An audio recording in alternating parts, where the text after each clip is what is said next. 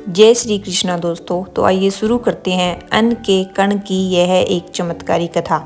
नमस्कार दोस्तों, आज मैं आपको सुनाने जा रही हूँ अन्न के कण की एक पुरानी कथा। एक ऐसी कथा जो बताती है कि ईश्वर का दिया अन्न सिर्फ खाने की चीज नहीं बल्कि आशीर्वाद है। बहुत समय पहले एक छोटे से गांव में धर्मा नाम का एक गरीब किसान रहता था।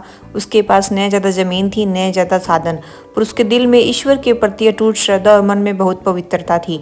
धर्मा रोज भगवान से यही प्रार्थना करता, हे प्रभु, चाहे जितना भी दो पर किसी का हक मत छीनना और मेरे घर का अन्न कभी खत्म न करना। गांव वाले उसकी गरीबी देखकर अक्सर हंसते और कहते, धर्मा तेरे घर में तो अन्न का एक कण भी मुश्किल से मिलेगा। लेकिन धर्मा सिर्फ मुस्कुराता और बोलता, ईश्वर के घर देर है पर अंधेर नहीं। चमत्कार की शुरुआत। एक दिन शाम को जब आकाश में सूर्य ढलने लगा था, एक थका हारा साधु धर्मा के दरवाजे पर आया और बोला, बेटा, क्या मुझे थोड़ा सा भोजन मिल सकता है? धर्मा के घर में बस बचा था आटे का एक छोटा कण, लेकिन उसकी पत्नी ने कहा, हम तो कल कुछ न कुछ खा लेंगे, पहले इन साधु महाराज को खिलाओ।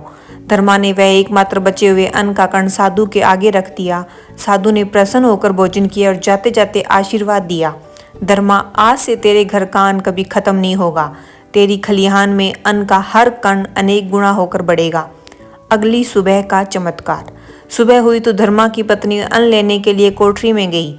जैसे ही उसने ढक्कन खोला, वहां अन्न का एक छोटा सा ढेर नहीं बल्कि पूरा कोठार अन्न से लबालब भरा था।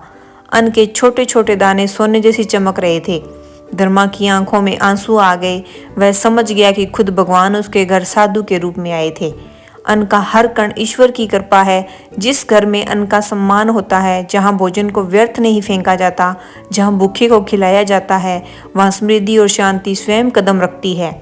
दोस्तों, अन्न के कण की यह पुरानी कथा हमें यही सिखाती है कि कम से कम में भी भगवान बरकत दे देते हैं, अगर दिल सच्चा है और कर्म पवित्र हो। जय श्री कृष्णा।